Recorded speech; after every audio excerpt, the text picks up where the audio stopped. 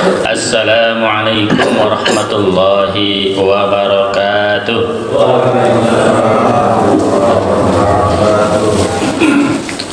Alhamdulillah wa syukurillah ala nikmatillah. La hawla wa la quwwata illa billah. Asyhadu an la ilaha illallah wahdahu la syarikalah wa asyhadu anna Muhammadan abduhu wa rasuluhu la nabiyya ba'dah. Allahumma shalli wa sallim ala sayyidina Muhammad wa ala alihi wa sahbihi ajma'in. Amma ba'du. Qala Allah ta'ala fil Qur'anil Karim, a'udzu billahi minasy syaithanir rajim. Innallaha yuhibbut tawwabina wa yuhibbul mutatahhirin. Shadaqallahul azim. Wa shadaqa rasulul habibul karim. Wa nahnu ala dzalika minasyahidin wasyakirin walhamdulillahi rabbil alamin. Pada jamaah Masjid Ar-Rahman di pagi hari ini yang berbahagia, walaupun cuaca hujan ya, ini mengiringi kehangatan kita di dalam beribadah kita kepada Allah Subhanahu wa taala. Salawat dan salam kita sanjungkan pada baginda Nabi Muhammad SAW yang telah mengantarkan kita ke jalan yang benar, menuntut kita menuju jalan yang lurus, sehingga dengan demikian kita selamat dalam kehidupan dunia, juga selamat dalam kehidupan akhirat, dan semoga kita termasuk orang yang mendapatkan syafaat dari Rasulullah SAW. Nah, kalau kita melihat data statistik yang sholat itu sekitar 38%, ya. Nah, ya lumayan, hampir 40. Tapi bagaimana yang sholat ke masjid? Nah, itu juga belum terhitung, mungkin kurang dari 38%, ya. Nah, ini kan memang membutuhkan perjuangan. Ternyata sholat itu, terutama sholat berjamaah, membutuhkan perjuangan. Dan data menunjukkan bahwa yang sering datang ke masjid sholat berjamaah bukan anak muda, ya, seperti orang kita-kita, ya. Saya sudah umur 50 lebih kan, 59. Ya mungkin minimal sekitar 40 tahun ke atas orang baru rajin berangkat ke masjid. Terus apa yang menjadi PR besar bagi kita orang tua? Lah, bagaimana kita mendorong anak-anak supaya berangkat masjid? Ternyata ke masjid itu butuh perjuangan. Bagaimana kita mau bisa berjuang mempertahankan negara sementara ke masjid saja kita malas? Tapi ketika umat Islam ini melangkah ke masjid itu malas, ternyata hanya orang-orang tua saja.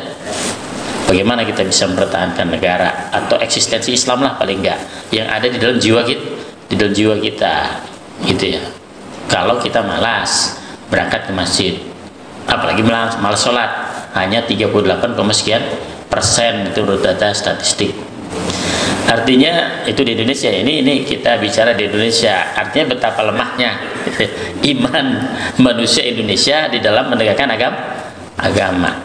Sholat itu adalah tiang agama. As-sholatu imaduddin, sholat itu tiang agama. Dan orang melaksanakan sholat kan nggak bisa langsung kita sholat saja ke masjid tanpa kita belajar kan ya. Kita harus belajar fikih. Al-fiqhu wal fahmu. Fikih itu adalah suatu pemahaman. Kenapa disebut suatu pemahaman? Karena kalau nggak paham kita nggak bisa ibadah ke masjid. Masa ke masjid kita pakai kotor-kotor gitu ya, nggak mandi atau tidak wudhu lah, paling tidak begitu.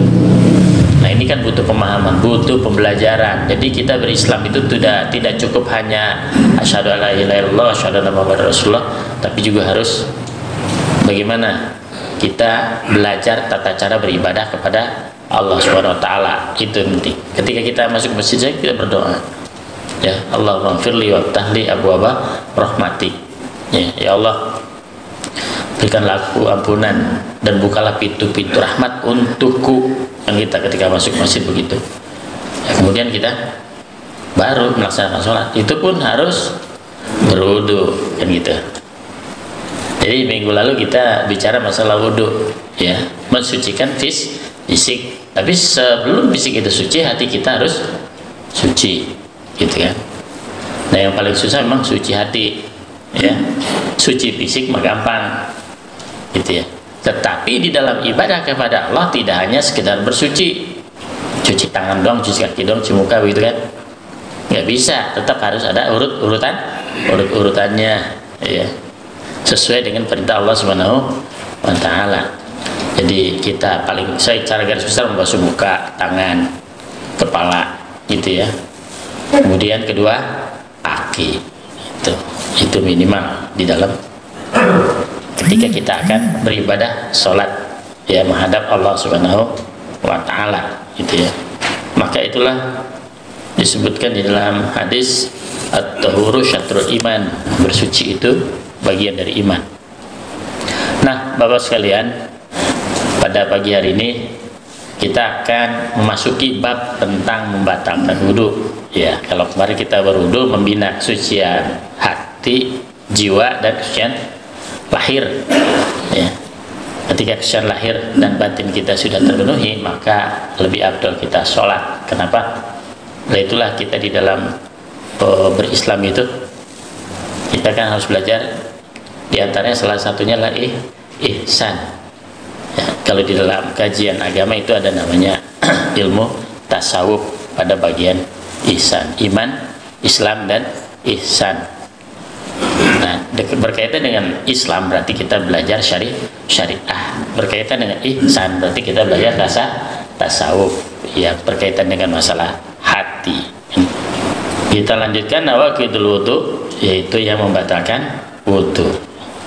Walladzi yanqudul wudu'a sittatu asya'a ma kharaja minas sabilaini wa naumu ala ghairi hayatil mutamakkini wa zawalul aqli bisukrin aw maradin wa labsur rajuli wa mar'ata li al ajnabiyata min ghairi ha'il wa massu farjil adami bi batnil kaffi wa massu khalqihi duburihi alal jadid, yang artinya hal-hal yang membatalkan wudu disebutkan ada 6 perkara, ya, sittatu asya'a, 6 perkara.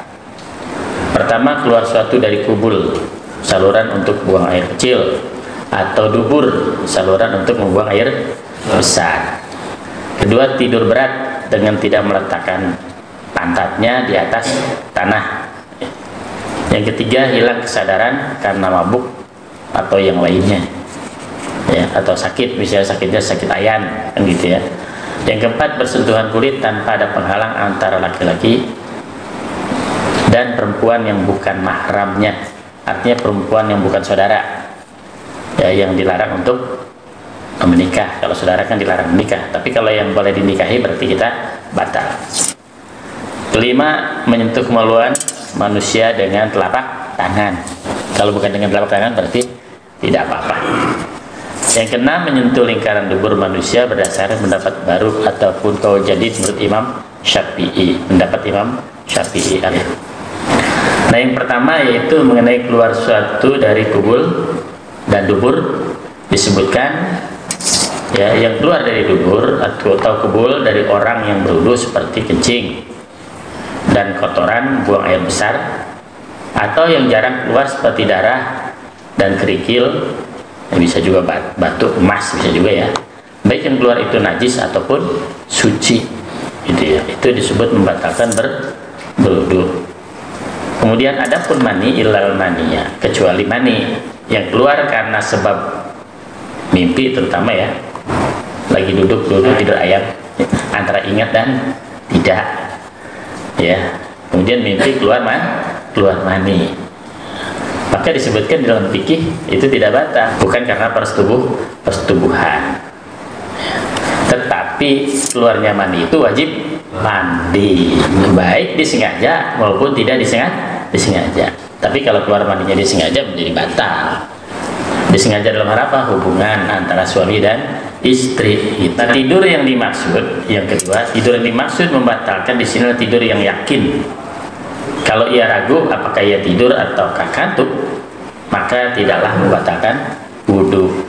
Nah, jadi kalau sudah yakin tidurnya ngorok kira-kira, ya, nah, bukan tidur ayam lagi, maka dia batal wudunya, gitu ya, disebutkan seperti itu. Kemudian mabuk, sakit ayan dan gila, maka dinyatakan dia batal wudu. Kapan dia wudu lagi? Ya kalau sudah sadar. Kalau masih gila, ya dia tidak wajib wudu, apalagi sholat, gitu ya. Termasuk orang tidur, ya, tidur disuruh wudhu nggak mungkin kan, tapi dia batal wudhunya.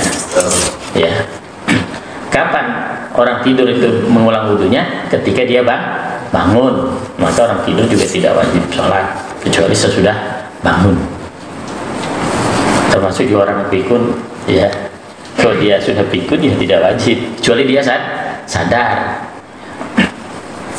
Yang keempat yang dimaksud ajnabiyah adalah bukan mahram. Ya, ajnabiyah maksudnya ajnabiyah itu yang boleh dinikahi kecuali yang mahram gitu ya, yang mahram. Yang mahram itu kita tidak batal, adik kita, kakak kita, ya kan, tidak batal itu mah. Atau sesama jenis juga tidak batal. Ada aturannya terjadi antara laki-laki dan perempuan, tidak batal jika yang bersentuhan laki-laki dengan laki-laki, perempuan dengan perempuan, khunsa dengan khunsa, khunsa dengan laki-laki dan khunsa dengan perempuan. Ini tidak batal. Dia tidak punya rasa, ya. Khunsa itu artinya namanya banci lah dalam bahasa kita ya. Khunsa itu ada dalam fikih, ya. Kalau dia kesentuh ada laki-laki mirip perempuan gitu kan, ya maka kalau di dalam fikih ya nggak batal mereka bersentuh dengan perempuan, ya, walaupun beda jenisnya gitu ya. Kalau mereka punya perasaan, walaupun kelihatannya banci, tapi dia merasa laki-laki, maka jadi batal. Maka dia sholatnya harus di barisan laki-laki. Kalau jenis kelaminnya laki-laki, dia harus berjamaah dengan orang laki-laki. Itu walaupun badannya itu meliuk-liuk seperti wanita, tapi kan jenis kelaminnya laki-laki gitu, bahkan berpotensi menjadi laki-laki, maka ini dihukumi sebagai laki-laki gitu ya. Nah tapi sebaliknya ada orang sterek tapi perempuan gitu kan, karena olahragawan gitu ya dan sebagainya, kayak laki tenaganya kuat gitu ya, tapi dia perempuan ya, walaupun dia gagah. Kalau jenis kelaminnya adalah perempuan, maka dia dihukumi sebagai perempuan, sholat berjamaahnya nyampur dengan perempuan ya. Kemudian bersentuhan kulit ya, bukan rambut, bukan gigi atau kuku. Jadi kalau kita bersentuhan dengan seorang gadis, Pak Ishak misalnya, sentuh gadis itu nyentuh, tapi kuku gitu ya, atau rambut gitu, Pak Ishak ya, udah wudhu tapi jangan gitu Pak Ishak. Nggak batal Pak Ishak, tenang aja. Ya biar gadis cantik juga nggak batal, kecuali dipegang keras-keras sampai Ishak baru batal ya. Orang laki kan boleh tua gitu, perasaannya masih muda gitu. Orang laki itu punya keistimewaan ya, diantaranya itu rasanya masih ada gitu, walaupun tenaga sudah lemah gitu ya. Itulah keistimewaan orang laki-laki salah satunya. Yang ketiga, sudah punya kecenderungan atau syahwat ya, menurut hukumnya ya ada syahwat gitu ya.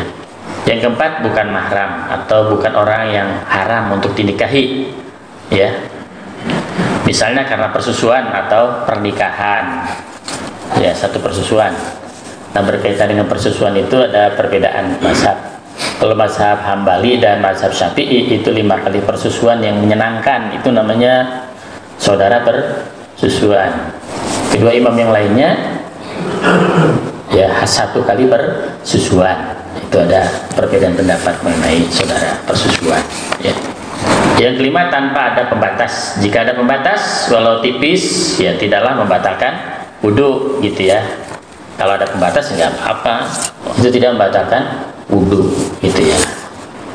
Kemudian baik menyentuh kemaluan sendiri atau kemaluan yang lain, yang disentuh adalah kemaluan laki-laki atau perempuan, baik pada anak kecil atau dewasa atau orang yang sudah mati, maka dihukumi membatalkan wudhu ya, tetapi dengan telapak tangan. Menurut Qaul Jadid, menyentuh lingkaran dubur manusia termasuk membatalkan wudhu. Hal ini berbeda dengan Qaul Qadim, terutama pada mazhab Syafi'i ya. Dalam Qaul Qadim atau pernyataan hukum yang dimukakan oleh Imam Syafi'i nggak batal, tapi kalau kaul yang baru, penetapan hukum yang baru dari Imam Syafi'i batal.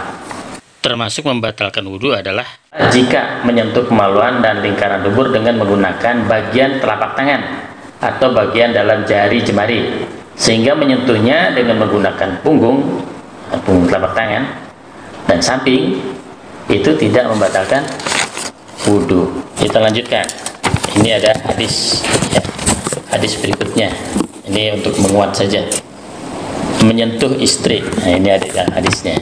Wa an Aisyah radhiyallahu anha anna Nabiyya sallallahu alaihi wasallam qabla ba'da nisa'i tsumma kharaja ila sholati wa lam yatawadda, akhrajahu Ahmad wa dha'afahu al-Bukhari. Dari Aisyah radhiyallahu an, ia berkata bahwa Nabi sallallahu alaihi wasallam pernah mencium sebagian istri beliau, kemudian beliau pergi sholat tanpa mengulangi wudhunya. Hadis riwayat Ahmad, didoibkan oleh Bukhari, gitu ya.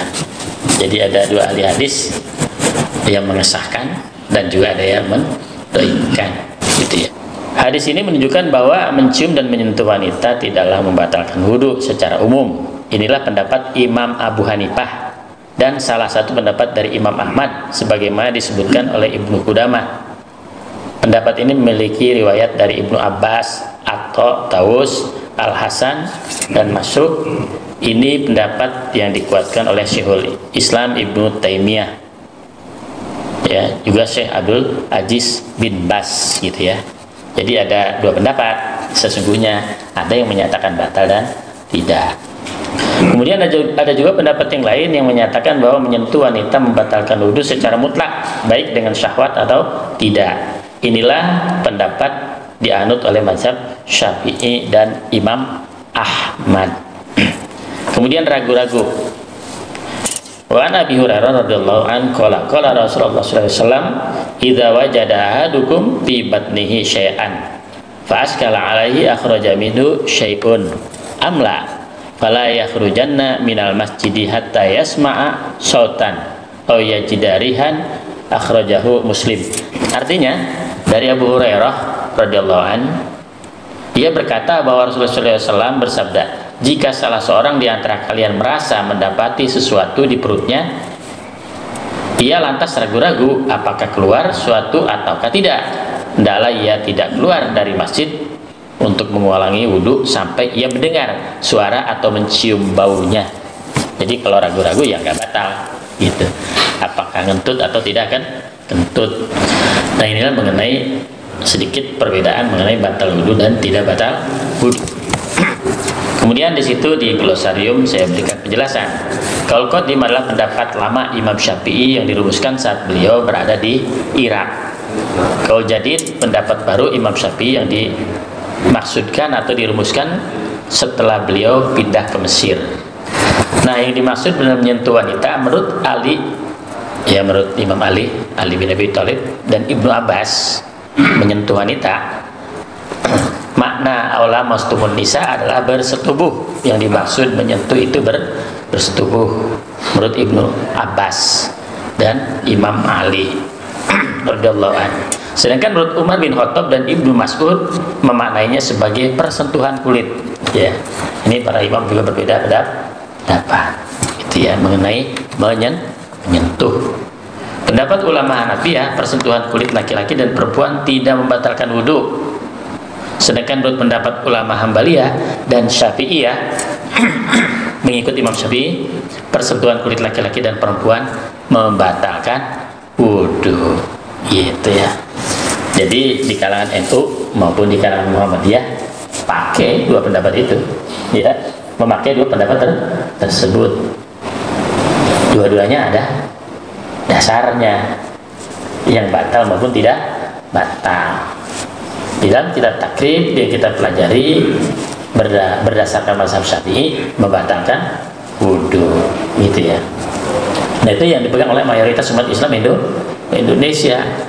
Maka ketika kita di Mekah, karena berbagai mazhab, walaupun wanita, kalau dia mau menyingkirkan kita, dia melewat, tetap saja pundak kita ini, bahu kita didorong saja sama dia, kan gitu. Coba kalau kita konsisten terus begitu, ya sudah jadi batal. Mana jauh lagi wudhunya. Tuh, saya lagi tawaf itu, kan kita pakai ihram kan, berarti ini kita kan terbuka kan, ya dia sih enak aja main dorong aja, beda mazhab. Iya kan, ya lewat ini saya didorong kan, gitu ya kan. apakah saya harus ke tempat wudhu lagi? Yang kedua terkait dengan perasaan, ya kan, ngeser apa tidak ngeser gitu kan, gitu. Maka dalam mazhab Syafi'i ngeser maupun tidak ngeser ya tetap batal. Jadi itulah di dalam kajian fikih, ya walaupun ada perbedaan yang kecil-kecil begini, sedikit ada perbedaan pendapat gitu ya, tapi kita boleh memilih yang mana. Oh, mazhab saya Syafi'i, ya bagus, peganglah pada mazhab Syafi'i. Oh bukan, saya Maliki itu ya misalnya, ya tidak masalah, ya boleh gitu. Tapi secara umum orang Indonesia pasti mazhab Syafi'i secara umum gitu ya. Nah, seperti itu ya mengenai bab membatalkan wudhu gitu ya. Maka kita dalam ibadah harus berhati-hati ketika kita sekarang sudah belajar fikih. Yang kedua, kita tidak merasa berat kalau kita belajar tentang fikih. Jadi ada bagian-bagian yang ringan yang bisa ditoleransi. Ternyata ragu-ragu, jangan terjebak sama keraguan. Artinya ibadah itu ringan, ya sudah, saya nggak batal. Orang saya lupa ingat apa enggak kan gitu ya. Udah yakin saja, saya belum batal wudhu.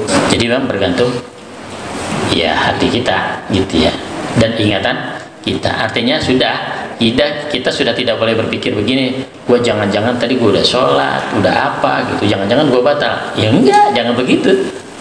Kalau sudah sholat tadi Anda menganggap sudah tidak batal, jangan ragu lagi bahwa Anda tidak batal dan sholatnya sah. Jadi tidak usah dipikirkan lagi. Itulah ringannya kita beribadah kepada Allah. Jadi kita jangan ragu. Kalau ragu-ragu yang nggak batal. Tapi kalau kita yakin batal ya batal. Kalau dalam fikih kan mudah sebenarnya. Tapi saya mau perbarui wudhu lebih afdol. Tapi saya ragu, tapi saya mau perbarui wudhu saya, itu lebih bagus ya, lebih dekat hati kita kepada Allah gitu. Yang penting airnya ada, kecuali airnya tidak ada gitu ya. Berarti kita termasuk orang yang ihsan, tidak sembrono. Kan kita hati-hati supaya tidak sembrono ya. Nah, saya kira itu apa yang saya sampaikan. Barangkali kalau ada pertanyaan ya, kalau yang sanggup saya jawab, kalau tidak berarti saya tunda dan cari referensi yang lebih baru, kan gitu ya. Gitu cukup ya Pak ya. Ya nanti barangkali ada penjelasan lain yang berbeda, boleh dipetik ya. Tentu saja apa yang saya sampaikan masih minim dari keluasan ilmu ya mengenai masalah toharoh atau bersuci. Mari kita tutup dengan surat Al-Fatihah. Ala dunya likulliyatin sholihah. Al-Fatihah. A'udzubillahi minasyaitonir rajim. Bismillahirrahmanirrahim. Alhamdulillahirabbil alamin. Iyyaka na'budu wa iyyaka nasta'in. Ihdinas mustaqim. Shiratal ladzina an'amta 'alaihim ghairil maghdubi 'alaihim waladdallin. Amin. A'udzubillahi minasyaitonir rajim. Bismillahirrahmanirrahim. Allahumma shalli 'ala Muhammad wa 'ala ali sayyidina Muhammad. Allahumma ighfir lana dzunubana wa liwalidina warhamhum kama rabbayana shighara wa li jami'il mu'minina wal mu'minat wal muslimin wal muslimat bi rahmatika ya arhamar rahimin. Rabbana hab lana min azwajina wa dhurriyyatina qurrata a'yun waj'alna lil muttaqina imama. Rabbana ighfir lana wa li ikhwanina alladhina sabaquna bil iman wa la taj'al fi qulubina ghillan lil ladzina amanu rabbana innaka ra'ufur rahim. Rabbana atina fid dunya hasanatan wa fil akhirati hasanatan wa qina adzabannar. Walhamdulillahirabbil alamin. Wassalamualaikum warahmatullahi wabarakatuh.